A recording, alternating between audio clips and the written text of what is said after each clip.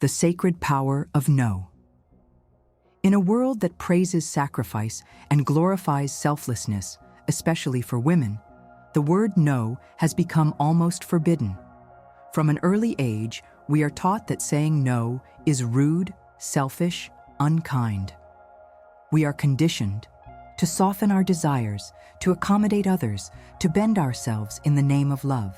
But Carl Jung, in his profound exploration of the human soul, warned against this betrayal of the self.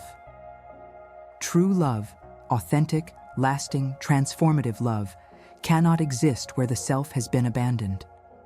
And the first act of reclaiming the self often begins with the most difficult word, no.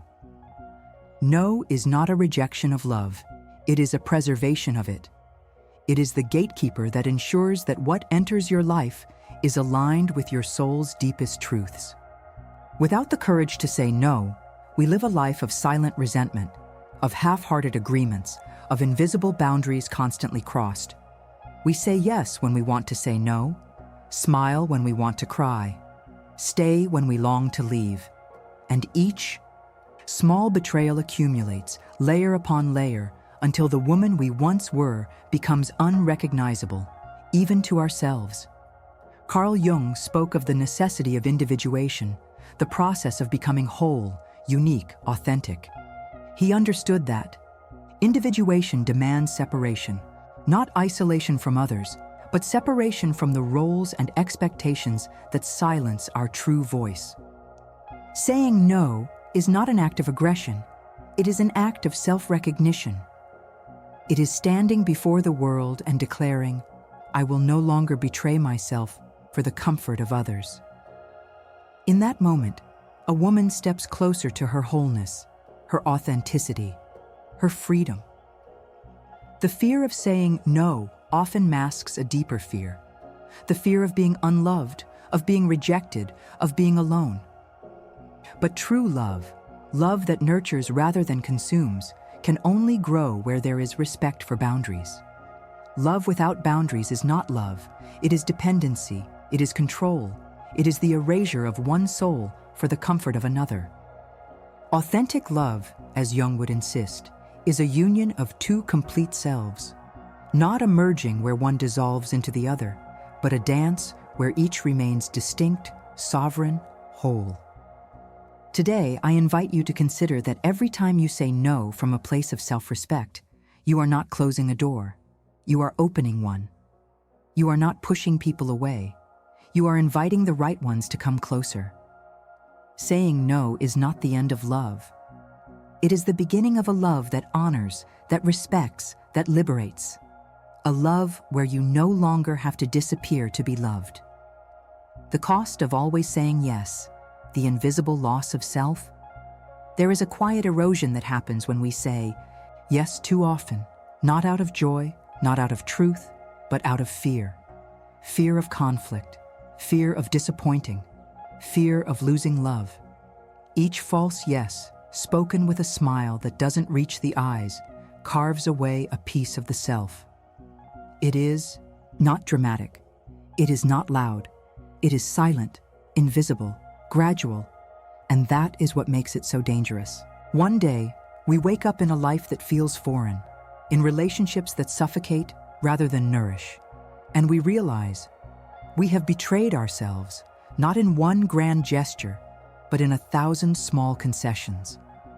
Carl Jung warned of the perils of losing oneself to the collective, of dissolving one's individuality in an effort to belong. He understood that true belonging does not require the abandonment of the self, but rather the courageous expression of it. Yet many women have been taught that love demands sacrifice, not the healthy kind that arises from choice and fullness, but the toxic kind that demands erasure. Saying yes when our soul means no is not love. It is fear wearing the mask of kindness. The woman who cannot say no slowly disappears. She becomes a shapeshifter, molding herself to fit the expectations of those around her. She learns to anticipate needs before they are spoken, to swallow her own desires before they can cause inconvenience, She wears 1,000 faces, none of them her own. And while the world may praise her for her selflessness, inside, a quiet desperation grows. Because deep down, the soul knows it was not born to be a chameleon. It was born to be whole. Saying yes when you mean no is not a kindness to others. It is a cruelty to yourself. It breeds resentment. It fosters bitterness. It seeds quiet anger that festers in the dark corners of the heart. And no relationship, no matter how precious, can thrive on a foundation of silent self-betrayal. Jung taught that what we repress does not disappear. It sinks into the unconscious and begins to govern us from the shadows. The unspoken no becomes a weight we carry, a burden that bends the spine and crushes the spirit. To reclaim the self is to reclaim the no, not as a weapon, but as a boundary, a sacred line that protects the inner sanctum of who we are. Each no, spoken from truth, is a step toward liberation. It is a declaration that our love for ourselves is no longer conditional. It is an invitation for others to meet us where we truly are, not where they wish us to be. In saying no to what dishonors us, we say yes to the life our soul has been longing for. Guilt is the shadow that trails behind every woman who dares to say no. It creeps in, whispering that she is selfish, that she is cruel, that she is unlovable for placing her needs first. And so many retreat, retracting their boundaries in a desperate attempt to ease the discomfort. But what if guilt is not a signal of wrongdoing, but of old conditioning losing its grip? Carl Jung would argue that the emergence of guilt is not evidence of failure. It is a sign that the self is awakening, demanding to be honored over the collective. True boundaries are not built with anger or walls. They are constructed with clarity and love. A boundary is not a rejection of another. It is a profound act of self-respect. It is saying, I know where I end and where you begin. I honor your path, but I will not abandon mine to walk it with you. It is refusing to sacrifice authenticity for acceptance. Jung taught that individuation, the process of becoming truly oneself, requires differentiation. Without boundaries, differentiation is impossible. We merge, we disappear. Saying no without guilt is not an act of rebellion. It is an act of alignment. It is trusting that the people meant for us will not be lost when we assert our truth. It is understanding that love rooted in authenticity is unbreakable, while love rooted in people-pleasing is fragile, conditional, doomed to collapse under the weight of silent resentment. Guilt is the ghost of an old self, the self that lived for others, that shrank to fit, that equated worth with compliance. Learning to say no without guilt is learning to live without apology. It is understanding that you are not responsible for managing the emotions of others at the expense of your own well-being. Jung believed that true psychological maturity is measured not by how much we are liked, but by how well we can live with our own truth. A woman who says no when necessary does not destroy relationships. She refines them. She invites deeper connection, a connection where both souls are free, sovereign, unchained. In the end, the boundary is not just between you and others. It is between the past and the future, between the woman you were taught to be and the woman you are becoming. Every no that arises from deep self-knowledge is not a closing, but an opening into a life where love and respect are no longer at odds, where freedom and connection are no longer mutually exclusive. A life where you can stand in your full truth, without guilt, without apology, and still be profoundly, beautifully loved. It may seem paradoxical, but the strongest relationships are not those without boundaries. They are those built upon them. Boundaries are not walls, they are bridges. They do not divide us from others. They connect us through truth. Carl Jung taught that real connection can only happen between whole individuals, not between masks. Without boundaries, love dissolves. Into dependency, authenticity drowns in resentment, and what remains is not intimacy, but entanglement. To say no is at its core to say, I respect you enough not to lie about who I am. When a woman places a boundary, she is not punishing the other, she is honoring herself. And in doing so, she honors the relationship as well. She refuses to participate in the quiet deceptions that corrode trust. She resists the temptation to preserve peace at the cost of her own integrity. She invites the other to meet her, not on the battlefield of expectations, but on the sacred ground of mutual respect.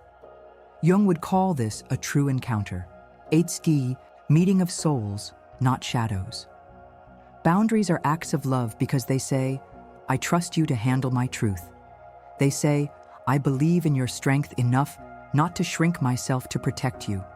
They demand maturity, both from ourselves and from those we love. A woman who can say no calmly, firmly, lovingly, models a kind of strength that transforms relationships. She shows that connection does not require sacrifice of self, it requires clarity of self. And in that clarity, deeper love becomes possible. Without boundaries, love becomes a transaction, a silent bargain where one person's needs are exchanged for another's approval. But love that arises within the space created by boundaries is something different. It is a gift, freely given, untainted by obligation or fear. Jung's work reminds us that individuation is not isolation. It is a prerequisite for true union. Only when two individuals are whole can they come together without losing themselves. Boundaries are not just about keeping the wrong things out. They are about creating the space where the right things can flourish. A boundary says, here is where I end and you begin. And it is precisely in that space that love can breathe. It says, I choose you, but I will not lose myself in the choosing. In the sacred architecture of true love, boundaries are not barriers. They are foundations, and without them, nothing can truly stand. There comes a moment in the journey of every woman when she realizes that no is not the end. It is the beginning. It is the quiet revolution where freedom is born, not in rebellion, but in remembrance. In the remembrance of who she was before she learned to betray herself to be loved. In the remembrance that love, true love, cannot survive where the self has been exiled. Carl Jung taught that individuation, the becoming of oneself, is not optional.